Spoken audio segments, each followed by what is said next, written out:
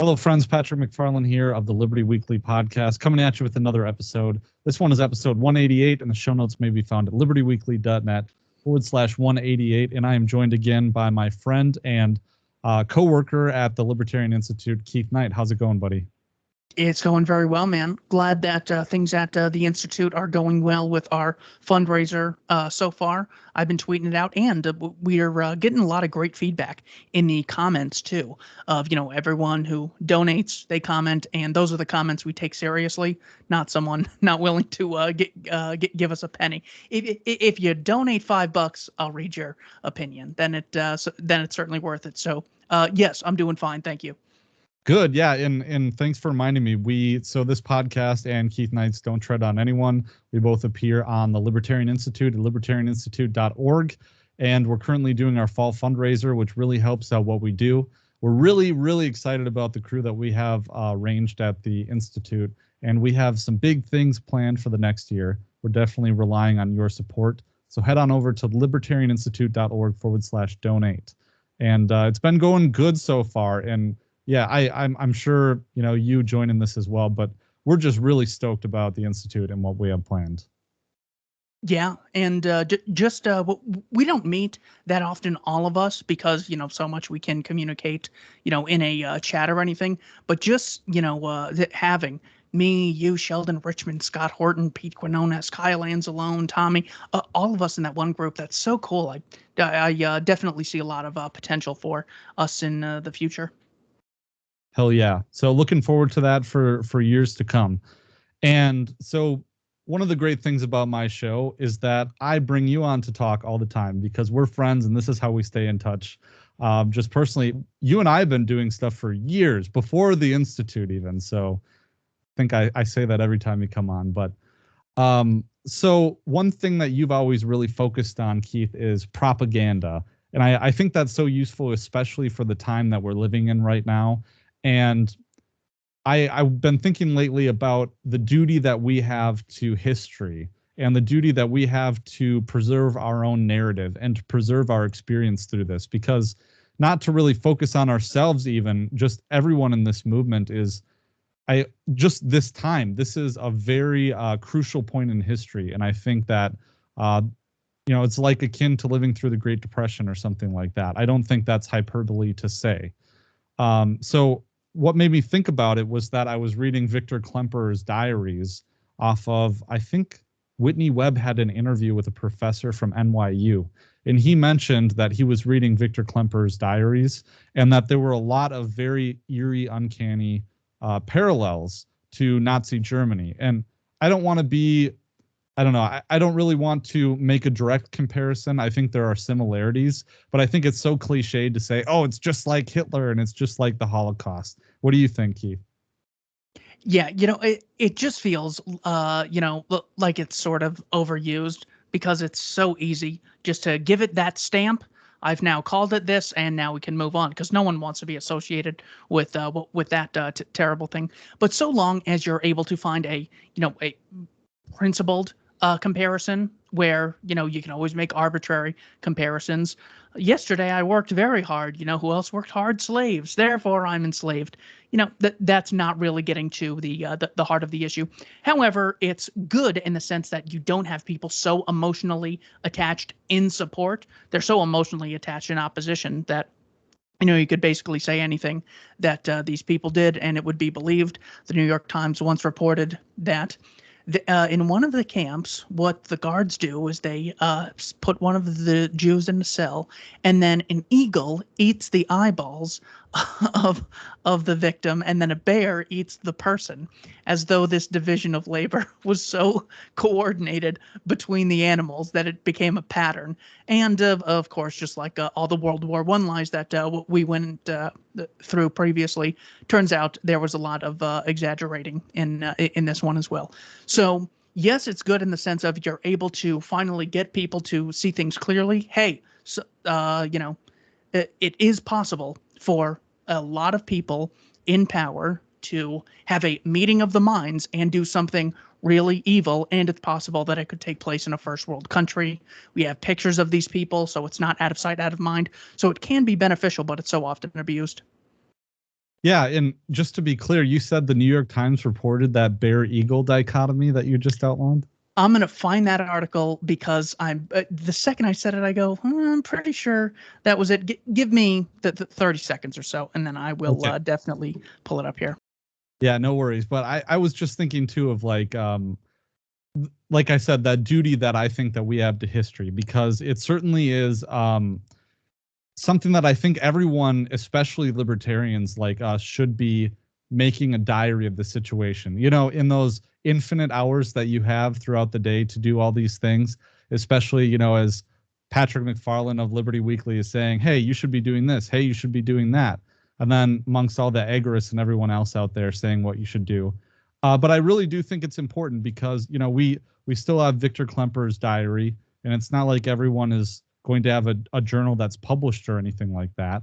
But I've been thinking a lot about, you know, controlling the narrative and how, especially the fight to control the narrative doesn't just end right now as we're sitting here trying to put out this content and trying to network with other libertarians and be people that are winning hearts and minds on Twitter with spicy memes, or, you know, writing articles or doing things like that, having these conversations, that we're fighting the battle in the trenches now, but how is history going to remember this time?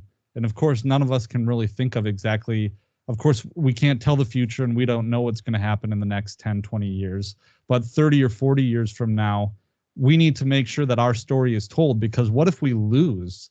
What if the world really is thrust into something horrible and terrible and like our worst nightmares that I think people are warning about right now, but especially if like the World Economic Forum and Klaus Schwab and like the fourth industrial revolution, if those things do end up happening, and the things that the canary in the coal mines, like I'm thinking of, like James Corbett is talking about without hyperbole, the end of the human species as we know it because of this transhumanist technocratic agenda.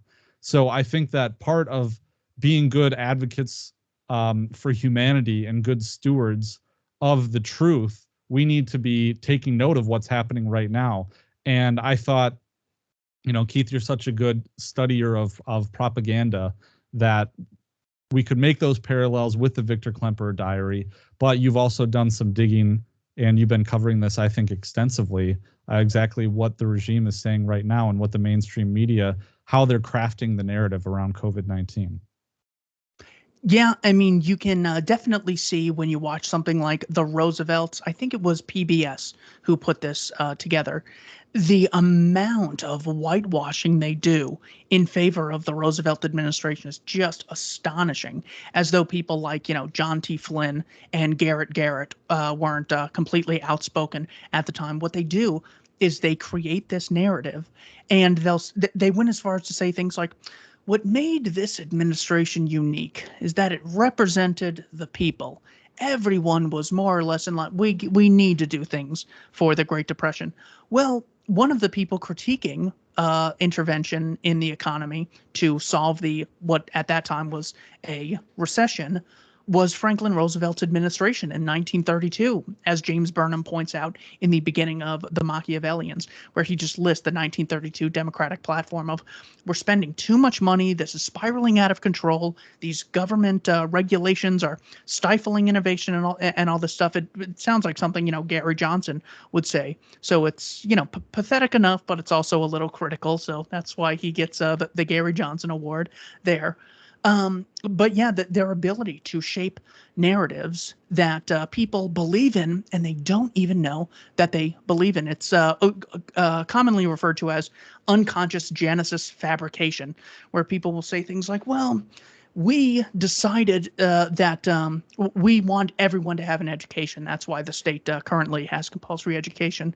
Well, certainly, if you look at the actual documents that John Taylor Gatto has gathered, it was much more a replica of the Prussian model by the state along with industrialists, just as today, big tech is working hand in hand with the state to get people into such a way that just like they want to engineer the economy, they also want to engineer and centrally plan human beings and how they live and how they operate. So another one is, obviously the reason government exists is we got together and we started one, and this of course never happened.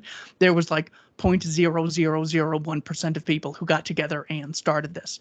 Now, just because a few people are involved in something doesn't make it illegitimate. I'm sure very few people started the Gutenberg press, but those are still great things we can benefit from. But the scam lies in we are involved. Therefore, to criticize the state, it's an extension of us. This is where this Genesis fabrication comes from. Noam Chomsky pushes this all the time. He says, Social Security is based on a principle that you care about the old woman down the street. I go, that's not what it's based on. It's based on Otto von Bismarck's plan to make the population more reliant on the state than they otherwise would be in a mutual aid society. So they're much less likely to rebel if they see through the state's illegitimacy. So even though, so in a population, you're going to have some people say, well, this Kaiser Wilhelm, I'm not sure if he has the right to rule. Just like, well, there was a Protestant Reformation against the Pope and the Catholic Church. What if people start doing that to the Kaiser? Well, if their income is reliant on the Kaiser and the state, well, they'll be much less likely to rebel in that case. So those are, the real origins of these organizations. As far as the origin of the state, I know that there's, Franz Oppenheimer's gangs sort of seeking territorial monopolies, and it makes less sense to pillage a place when you can, slowly steal over time and be a long-term parasite. But Hans Hoppe questions that in, gosh, I forget where he said this. I think it's an essay titled "Natural Elites and the Common Order" or something like that.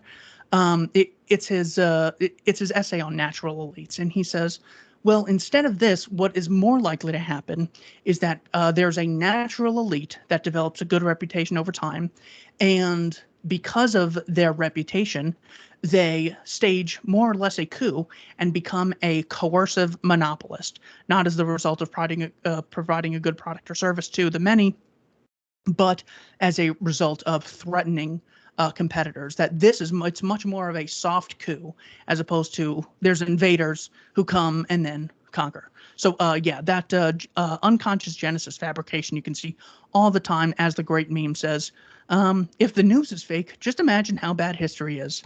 By the way, the article of that New York Times section is "Time Too Painful to Remember" by Ari L. Goldman, November 10th, 1988. I've exceeded my New York Times articles this month, or else I'd read you the exact passage. But yeah, it's there. For the future reference, archive.org. Have you tried putting the URL into archive.org? You know what? I was not able to pull that up. I didn't know if I had to go to archive.org or the Wayback Machine. Let me try that real quick while you're giving us your next takeaway from the book. Yeah, well, don't worry about that. I was saying it too for our listeners. It's a research hack. Is that if you come into a paywall, you take the URL and you put it into archive.org or the Wayback Machine, and sometimes you can get past it. Like I think it works for the Times and like Washington Post and stuff like that. So, to take a takeaway from Victor Klemperer's diary, it comes in 2 volumes that I was able to pick up. But the first volume is from 1933 to 1941. And you can tell kind of reading from it that his diary begins before 1933, that he's written before then. So I believe that Klemperer was a professor. He was a Jewish professor at a university. And what he writes, again, this is in May 1942, but he says, "I shall go on writing. That is my heroism. I will bear witness. Precise witness."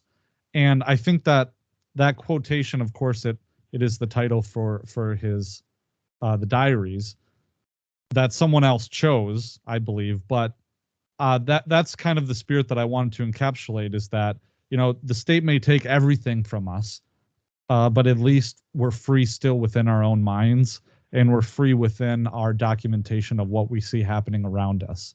So those thoughts, and the simple act of putting a pen to paper, and another cliched kind of parallel here is 1984. Is that the main character in that book? He has a journal, and that's his act of rebellion. His name is escaping me. What's his name? The main character from 1984, Winston. Winston's character, that's his form of protest. And so in reading these, and again, these are just parallels I noticed, not to equate the Holocaust with what's happening right now, or not to equate it. It's not the same. The Jews in Nazi Germany, it's not the same as the unvaccinated right now. But these are parallels that I noticed. And I'm only like on page 40 or something like that. So there are a lot of parallels already just within the first little bit.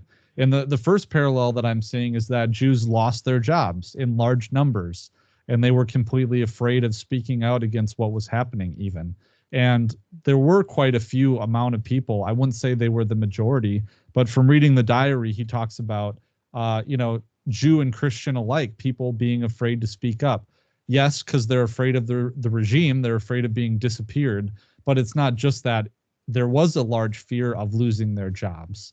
And to bleed into it, another number on this list, but there were rumors of beatings and killings going on of Jews throughout Germany that Victor talks about. But another thing he says, he repeats this phrase often. He says, atrocity stories are lies and are severely punished.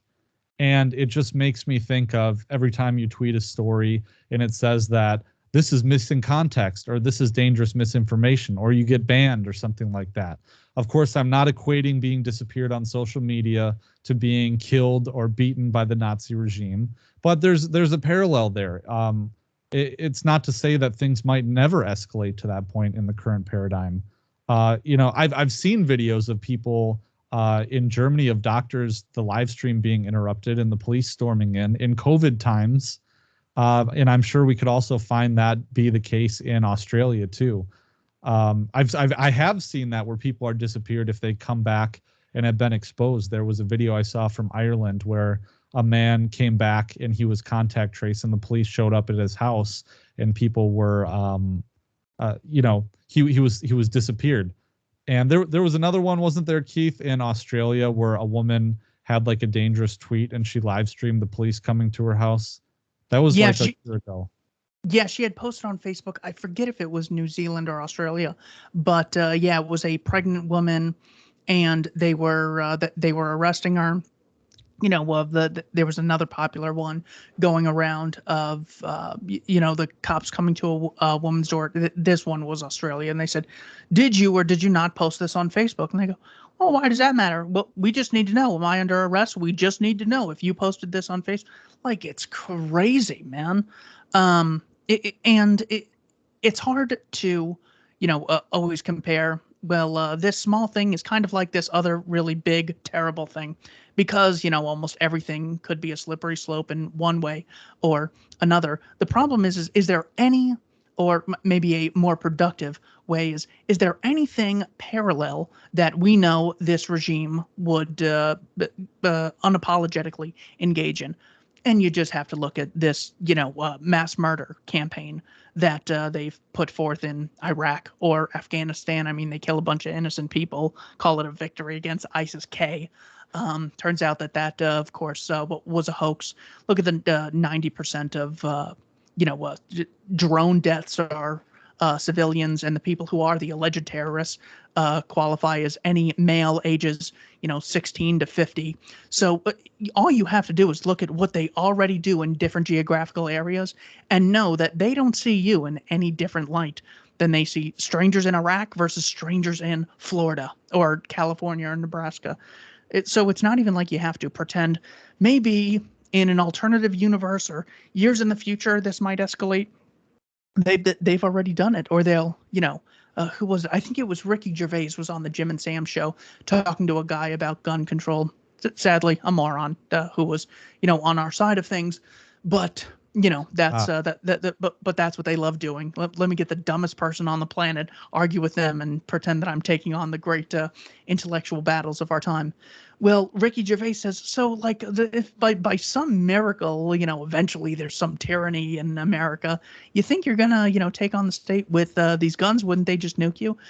As if, and it's like you're always mentioning how brutal and evil the slavery regime was, a couple hundred years ago, or how about the Native American mass murder, or how about the mass internment camp of the interning of Japanese citizens. It's like every potential hypothetical that they come up with about the American government, there's like an actual example of it happening, indiscriminately murdering people in Vietnam or Laos, Cambodia, Korea, Germany. So it's not even like you have to play this hypothetical slippery slope game. We already have the examples. The question is it going to happen again, or are they going to continue to do this in other areas? An example would be, even if you're wrong about something, you can still have a reasonable likelihood to suspect. So imagine there's, a group of gang rapists following a woman down a dark alley. It is very reasonable to say that they will probably attack this woman and she should watch out. Now, maybe they're just going in the same direction, and on the other side, they're just going to see a movie at a theater that's in that direction. It doesn't mean your suspicion wasn't valid. So I don't know if there's people listening through the Alexas, but I know for damn sure, because of the PRISM documents by Edward Snowden, because of William Benny's leaks and his discussion with Richard Grove, what we know that they already lied about, mass surveillance and mass data collection of people indiscriminately.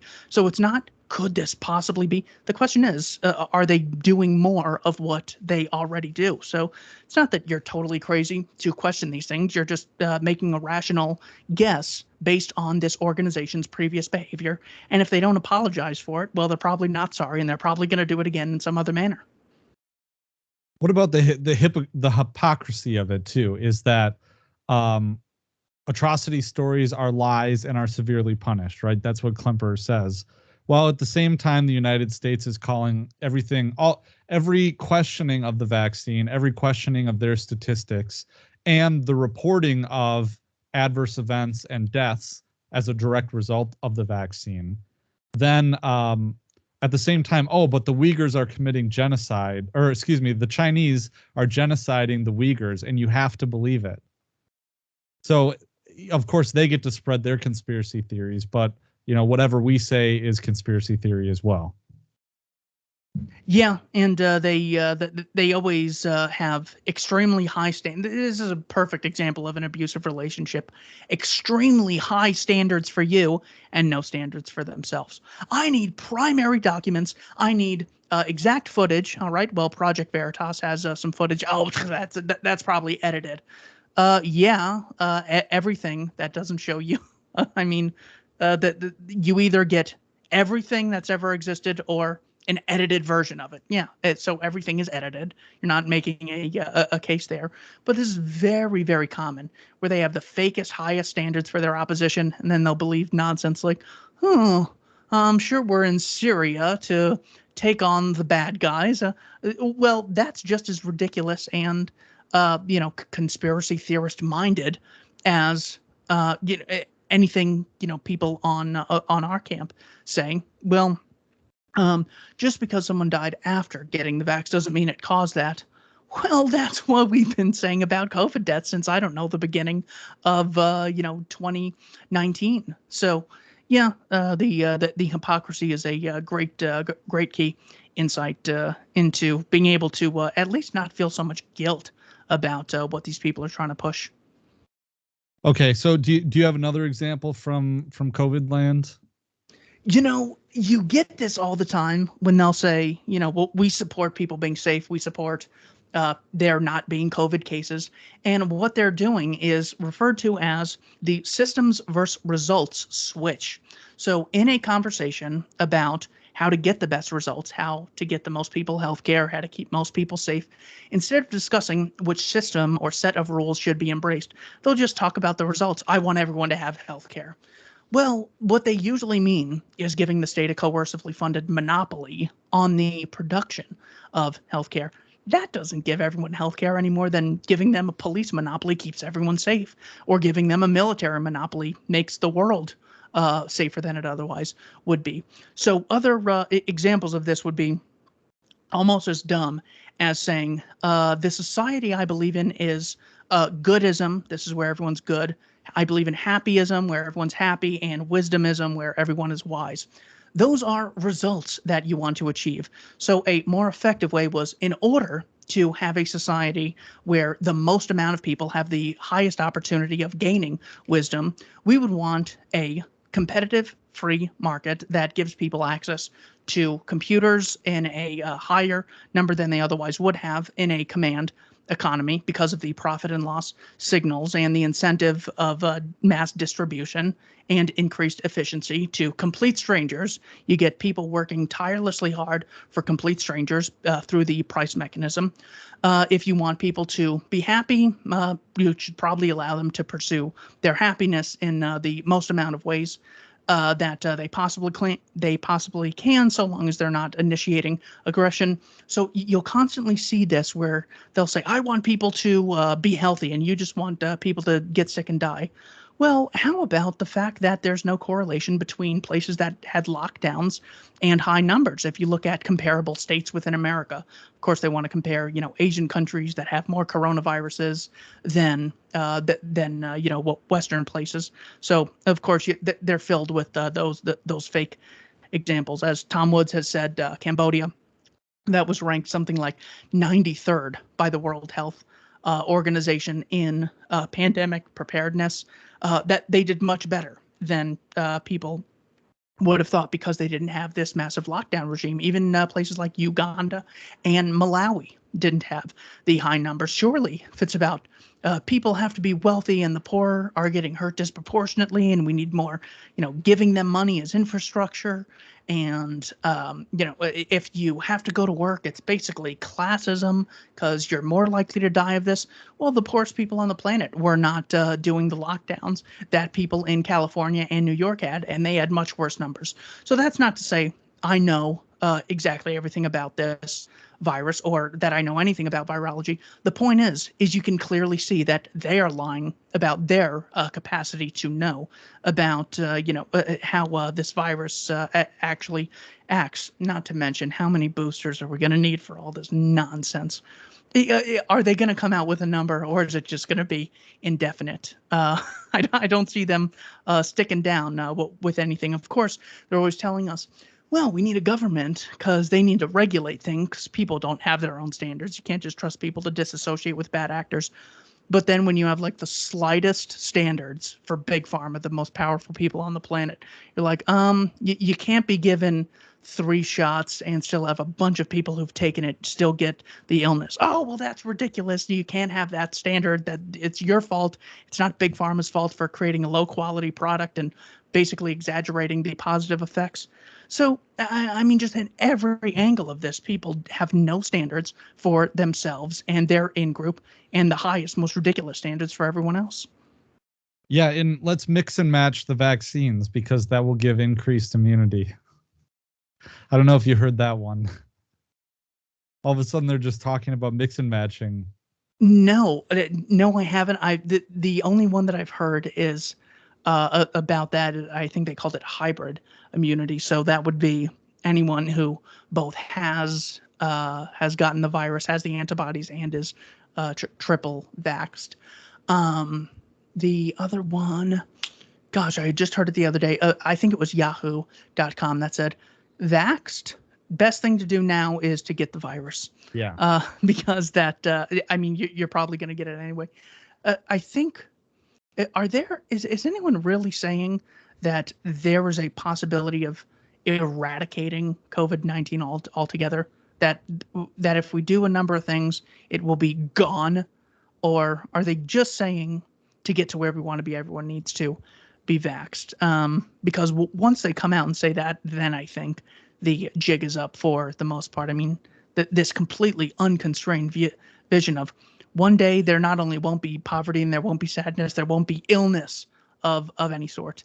I wonder if they're going to be willing to play their hand that high. That would be nice. I do know that there was a time where they said, "Oh, we're going to do lockdowns and mask mandates until there are no new positive cases for a week," or something like that. Like the net positive amount of cases, or something like that. I can't remember exactly what the metric was, but it was something unreasonable. So maybe we, at the end, maybe we can, before I lose this thought, maybe we can talk about how the narrative starts to fall apart, or ways that that might happen, or we foresee that.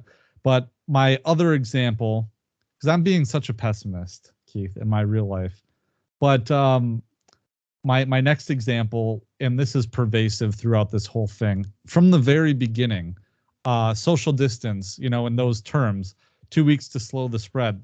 Us, even people who are skeptical of this and people who study propaganda, we are forced to use those terms in a very Orwellian sense, I think.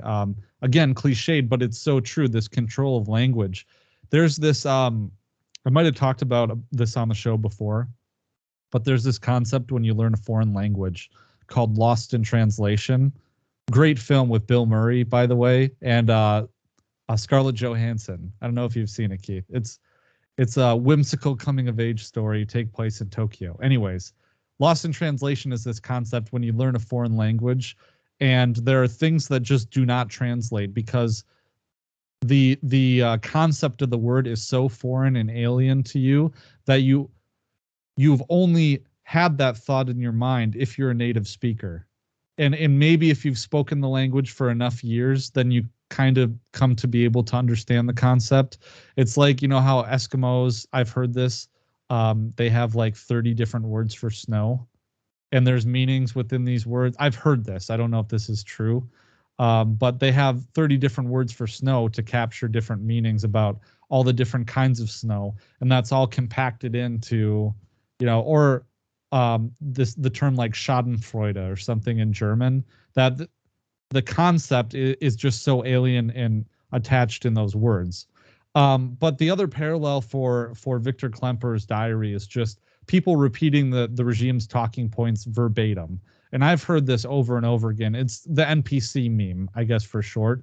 But in his diaries, he talks about this experience, is that he'd have a conversation with a student in one of his classes where they just repeat the regime's talking points, or they repeat what Goebbels said or what Hitler said in one of his speeches, to a point where it seems like the person in front of you vanishes and just the talking points come out. Another example of this was kids singing songs verbatim, and this is the Horst Wessel song. I'm not sure if that's the pronunciation, but this is the song that was sung throughout Nazi Germany in the 1930s. It was the lyrics. It was an anthem sung at rallies and meetings of the National Socialist German Workers' Party. And so I'll put a link in the description here with the German lyrics and the English lyrics kind of side by side. So that was one parallel that I saw. Yeah, the NPC meme is great because you so often, instead of hearing people, discuss things on principle, they more or less have their opinions assigned to them by the media.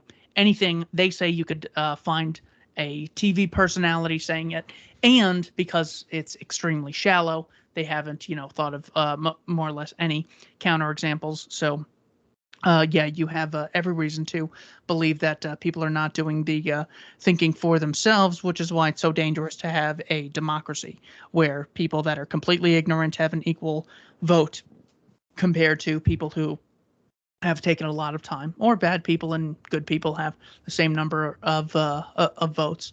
I guess if the smart people got like 50,000 votes, maybe it would be a small improvement in the right direction. I think at the end of What Must Be Done, Hans Hoppe talks about the possibility of turning the state into a bunch of shareholders where people can sell their shares and voluntarily disassociate with it based on whether or not you're a net taxpayer. So people who pay the most taxes would get the most amount of shares because, that's the highest amount of restitution. And that would be, one possibility to end this freaking nightmare of statism, along with changing public opinion, of course. But yeah, the NPCs are just absolutely out of control. They'll call something racist or sexist, and when we were much younger, it was you hate America. Even the right would do it. You don't support mass murder in Vietnam and Korea. Well, you must be a communist. Even though communism is the abolition of private property and war is the greatest destroyer of private property, making it more communist than any free market advocate would like. They don't even think to the first level. It's not like, I can't believe you haven't traveled to the Himalayas to read the secret documents written in Mandarin. It's like something you should have thought of in like 2 minutes if you care about the topic. So yeah, beware of the NPCs. The NPCs. Did you have a next one, or should I do my next takeaway? Well, one that I was really looking at was the concept of sensationalism. So there is the reverse of this, where you can take something very serious and diminish its value. For example, fiery but mostly peaceful protests after police shooting. Now, these are deadly riots that went on for months and targeted innocent people. I'm not sure how many times I have to explain this difference, but these people were innocent. The people on January 6th, the alleged victims, politicians, are the most evil people on the planet. That is the difference. Going after aggressors versus going after peaceful people. Now, sensationalism, the general definition you could find is empiricism that limits experience as a source of knowledge to sensation or sense perceptions. So, what do they call January 6th? Well, that's a terrible evil. Insurrection, deadly riots, well, mostly peaceful. That's how I would describe those. And another way that they sensationalize the public is by naming the number of cases. If you remember, some time ago, there was a tweet challenge. Put any number 1 digit to 5 digits, and then put the word cases after, and then see what comes up. And every single random number you can find them reporting this number of cases. They were just so rapidly repeating this. Of course, repetition is another one you have to watch out for. Constantly repeating the same thing to make it seem like it's a bigger deal than it actually is. So I just typed in the number 3,467. Sure enough, Virginia, September 23rd, an average of 3,467 cases per day for a grand total of yada, yada, yada. So they were so obsessed with sensationalizing the public with repeating this thing. Well, certainly they could have done it with tuberculosis. They could have done it with cancer. They could have done it with heart disease. They could have done it with HIV. They could have a count of, number of people murdered by the government without members of the military being put on trial for the murders. At least it's something you can actually control, much more so. Whereas, it's probably not the best to everyone who's given someone else COVID, put them on trial for murder. Well, what about explicit murders by the military and police and their co-conspirators, politicians? Well, of course, it's one, selective, and two, using sensationalism to take up a bigger portion of people's worldview than it's worthy of. Didn't you also look up our blank racist, and you did like our printers racist? Yeah, Malice was on, I think, Glenn Beck's show, and he said, yeah, well, what I tell people to do is just look up, is X racist, where X equals any word. And I was sitting right here, and then I just turned and looked to my right where my printer is right here. And I just said, I don't know, printers. And of course, first thing that came up, are printers racist? Do they represent the black ink doing all the work while the whites sit back and reap the benefits? And I go, well, of course. I mean, this is worse than anything QAnon related. Oh, Q, that's another great sensationalism thing. This microscopic number of people that, believe something, you believe that Trump's about to be installed. If I look far and wide on the internet, I can find Charlie, God, I think his name is Charlie Ward. And no one knows that name when I bring it up because it's such a small thing that their most popular person is relatively unknown. Other than that, people question the legitimacy of the election, just as every Democrat did in 2016 for this bogus Trump-Russia collusion nonsense that after thousands of man-hours of dedication by the corporate press and all of the money that the Mueller team had, they more or less found nothing. The potential Russian ads at the same year that the Kingdom of Saudi Arabia gave the Clinton Foundation $10 million, according to the Clinton Foundation sites. So again, they're using sensationalism. They're also using cherry picking. Even if there was explicit, let's say Putin donated $10 million to Trump, that's no different in principle than the Kingdom of Saudi Arabia. And of course, cherry picking is just so vital with everything we see, defined as cherry picking, suppressing evidence, or the fallacy of incomplete evidence is the act of pointing to individual cases or data that seem to confirm a particular position while ignoring a significant portion of related similar cases or data that may contradict that position. So the one that that I always share with people is this one right here. I got it. I think it's at the very bottom of my results here, where if you look at these 22 names, you can ask people what these 22 names have in common. The answer is they're unarmed whites killed by police. So you never hear about them because the killed by police incidents are extremely, extremely cherry-picked. Also, the disproportionate number of victims are male. About 95% of those killed by police are male. Does this mean we need a Male Lives Matter movement to start rioting and looting everywhere? I don't think men are 95% of the population, but then again, Joe Biden got 800 million votes, so maybe men are 95% of the population, and I pretty much don't know anything. It turns out when you ask very liberal people, about 8% think that more than 10,000 unarmed blacks are killed by the police every year. But about 30% believe it's at least 1,000 or more. The actual number is 13, according to skeptic.com. Thaddeus Russell, PhD, did a great expose on that. And then another one here is what are the chances somebody with COVID must be hospitalized? About almost half of Democrats, 41%, thought it was 50%, and even Republicans. That's probably more impressive.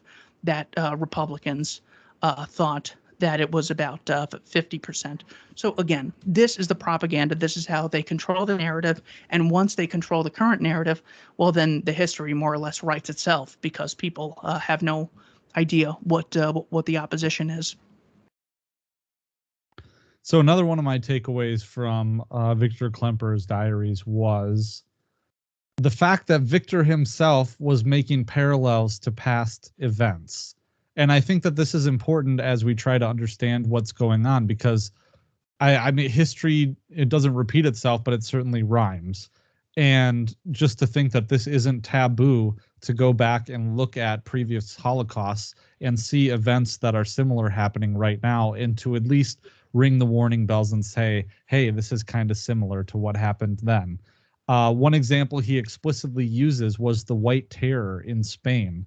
And I believe it was the White Terror. This happened in no, it couldn't have been the White Terror, but there was something that happened in Spain.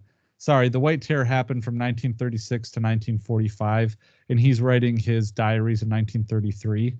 But there was another example that occurred in Spain, and I think it happened because he doesn't name it by name. These are diaries that are not formally written, and so the sentences aren't always complete or anything like that.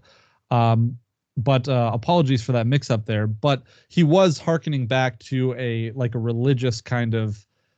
Isn't there something that happened in medieval times or the 1300s or something that was a great purging that happened in Spain?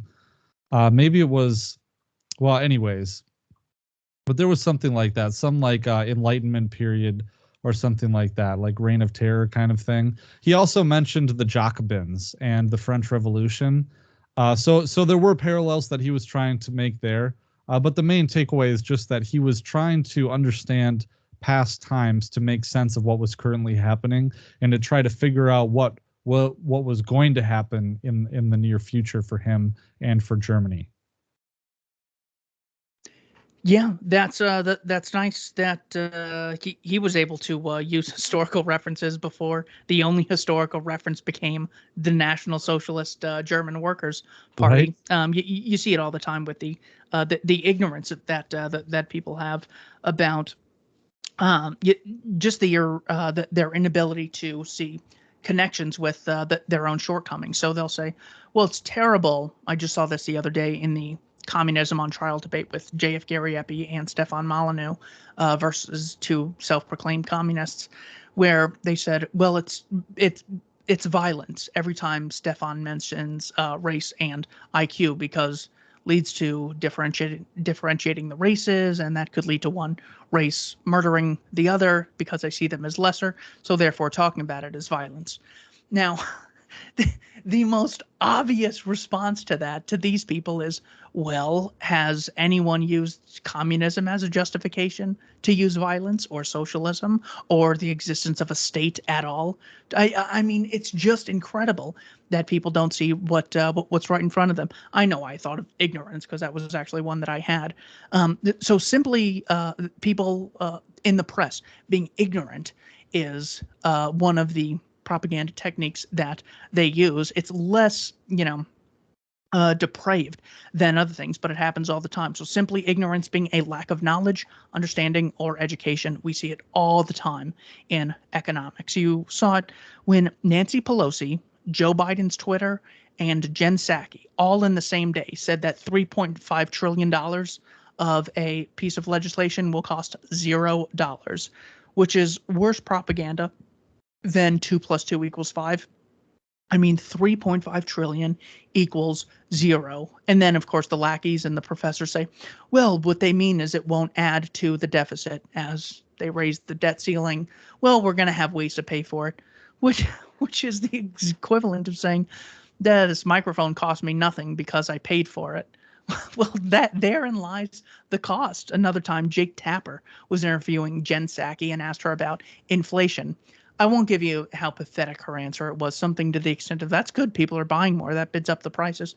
It, as if so. In other words, it's a bad thing that the price of computers has gone down. It's just so ridiculous. The bigger point is Jake Tapper, nor the president's press secretary, didn't feel the need to mention, in response to inflation, the drastic increase of the money supply by the Federal Reserve. I mean, talk about supply and demand. If you drastically increase the number of dollars in circulation, it doesn't have any effect on the demand of the dollar.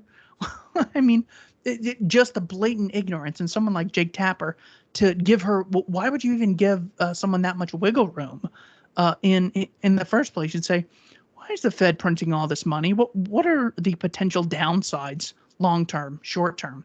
As Hazlitt said, the great economist sees not only how a policy affects some people in the short run, but everyone, multiple groups, in both the short and long run. So, I mean, this is just so basic.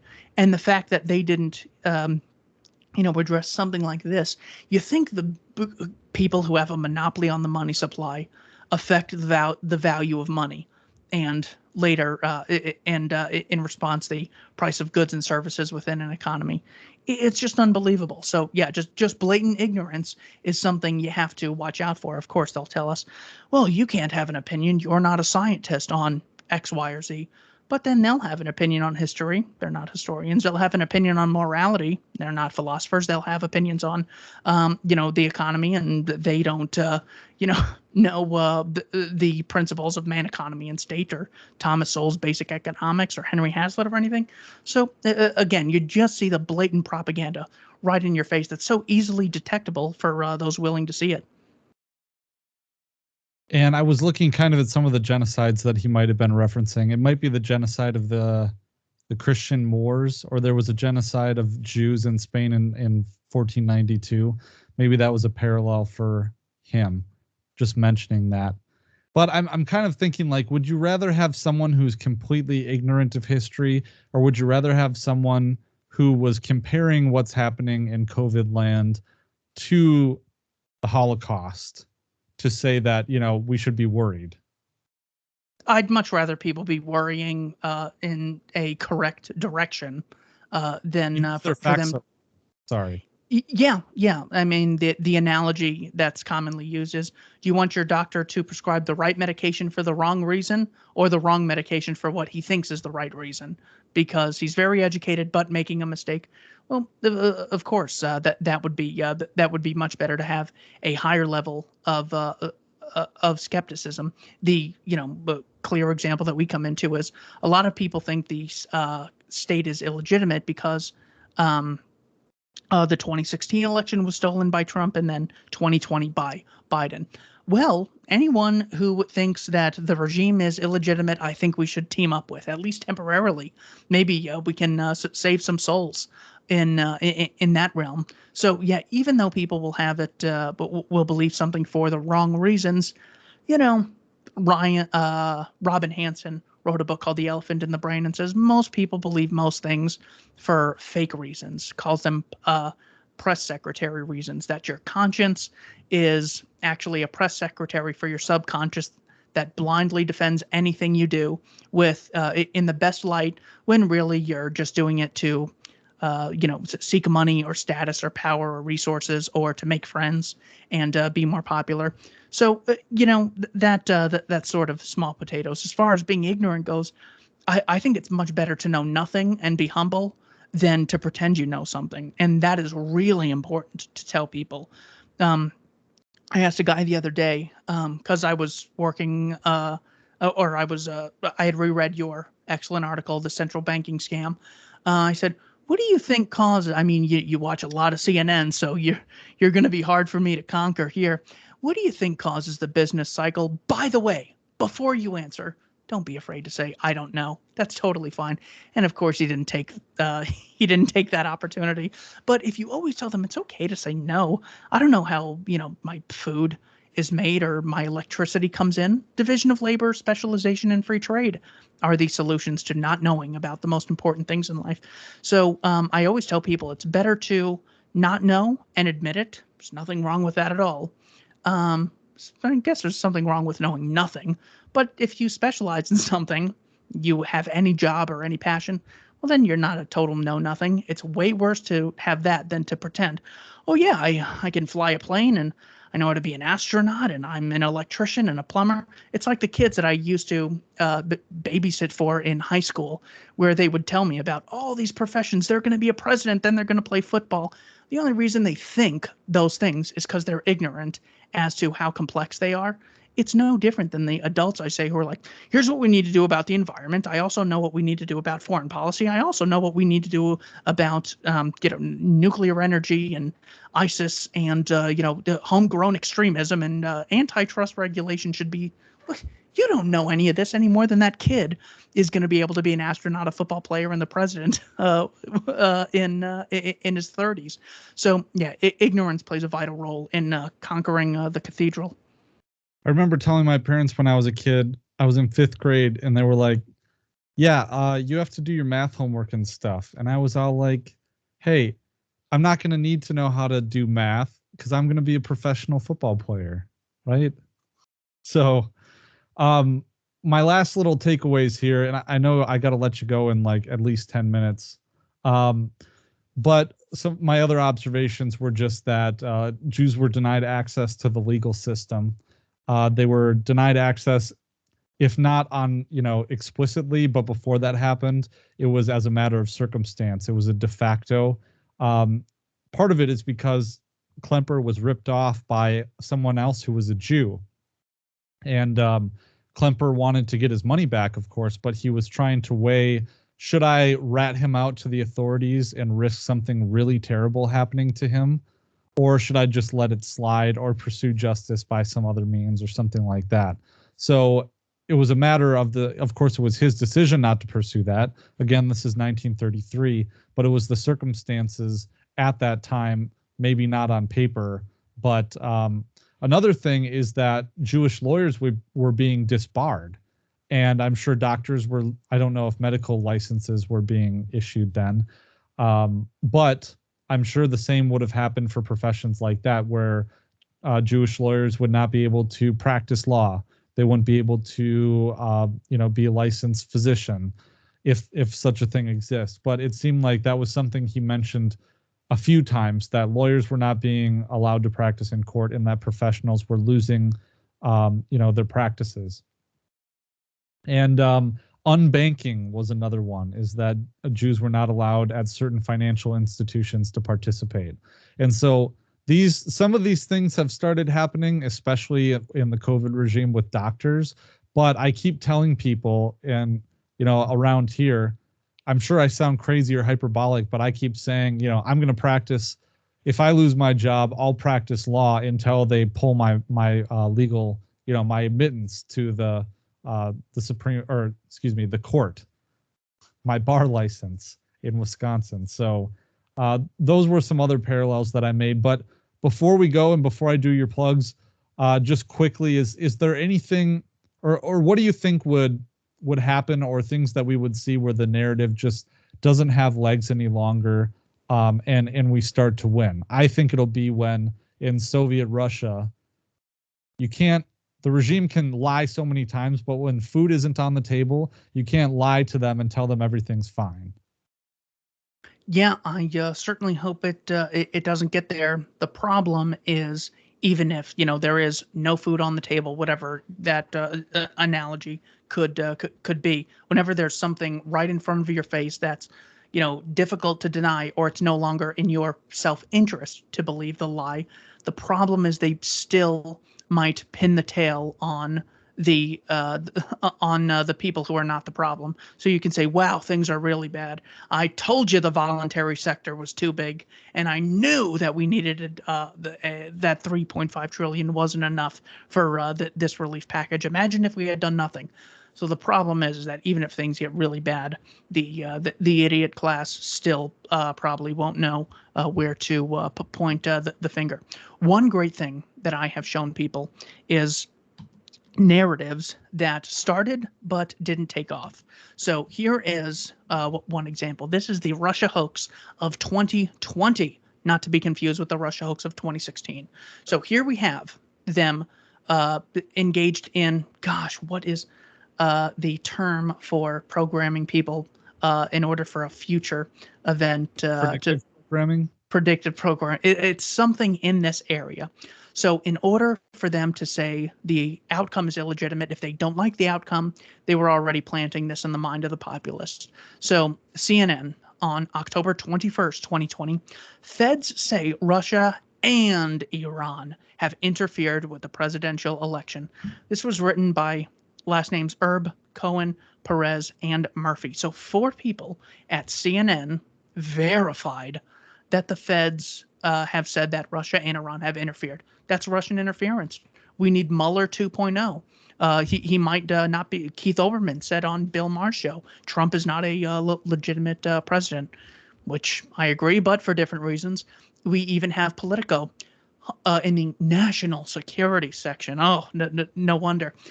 Hunter Biden's story is Russian disinfo. Dozens of former intel officials say, not one, not 2, but more than 50 intelligence officials signed a letter. Oh gosh, they signed a letter. So there actually are names that we can point to of these liars, casting doubt on the provenance of a New York Post story on the former vice president's son. Of course, this all turned out to be nothing. If there really was interference, well, we would need even more of a Mueller investigation, because they've interfered twice now. That's twice as bad as the first time. Also, with the concept of repeating things, you can show someone something like this, that, they beat the hell out of you on page 1, and then a year later on page 90, they have a small correction. This is a perfect example of that. On June 29th, 2017, the New York Times says, a White House memo article on Monday about President Trump's deflections and denials about Russia referred incorrectly to the source of an intelligence assessment that says Russia orchestrated hacking attacks during last year's election. The assessment was made by 4 intel agencies: DNI, CIA, FBI, NSA. The assessment was not approved by all 17 organizations. Immediately, where were these 17 organizations? Where was their press secretary saying, when this originally came out? Because it was originally said at the presidential debate by Hillary Clinton. And this was pushed by Sam Harris when he had Scott Adams on the show. That 17 organizations, that's almost as bad as saying 50 former intel officers have confirmed this terrible thing. Well, it turns out that it was fake.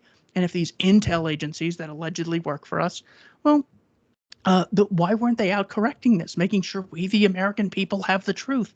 But once you see things like this that are such scams, these stories that almost played out, this Hunter Biden, as big as it was, because the New York Post had their Twitter locked up for it, at least people don't have the emotional connection that they do to Russia 2016 hoax. So when you show people something like this, that, hey, look, they tried to start something, they had every reason to go through with it just as they did previously, but they didn't.